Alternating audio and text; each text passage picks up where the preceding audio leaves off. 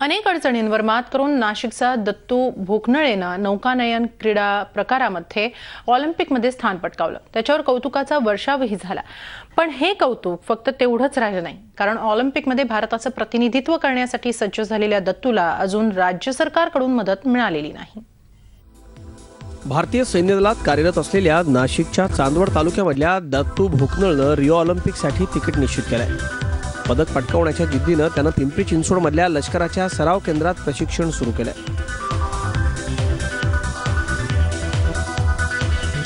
पण पदक मिळवण्याकरता त्याला परदेशात प्रशिक्षण घेण्याची आवश्यकता आहे। या ऑलिम्पिक करता त्याला 32 लाख रुपयांचा खर्च येणार आहे।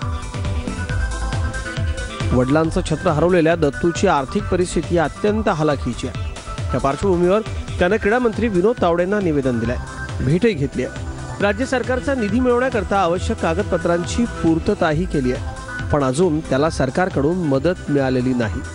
त्यामुळे केवळ कौतुक नको, मदत मिळायला हवी असं दत्तूला वाटतंय।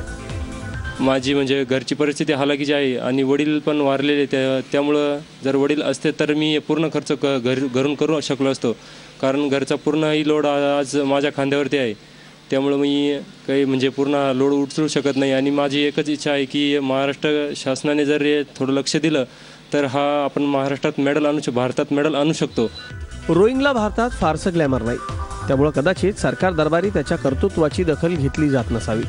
ग्लॅमर नसलेल्या या क्रीडा प्रकारात दत्तूनं ऑलिम्पिक पात्रता फेरी पार करत स्पर्धेत सहभागी होण्याची किमया साध्य केली आहे। पदक मिळवण्याकरता दत्तू रोज कसून सराव करतोय, तुफान घाम गाळतोय।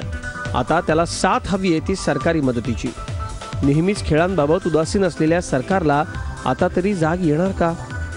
अनेक अडचणींवर मात करत दत्तू भोकनळने ऑलिम्पिकसाठी पात्रता फेरी पार करत या स्पर्धेत सहभागी होण्याचा मान मिळवलाय। खरं तर अशा खेळाडूंना राजाश्रय मिळणं गरजेचं आहे, पण प्रत्येक वेळेस सरकारकडून या खेळाडूंना अपमानजनक वागणूकच मिळते। आता तरी राज्याचंच नाही तर देशाचं नाव उंचावण्याची क्षमता असलेल्या या खेळाडूला आर्थिक मदत मिळेल एवढीच काय ती माफक अपेक्षा। व्हिडिओ जर्नलिस्ट कृष्णा पांचाळसह कैलासपुरी, झी मीडिया, पिंपरी चिंचवड।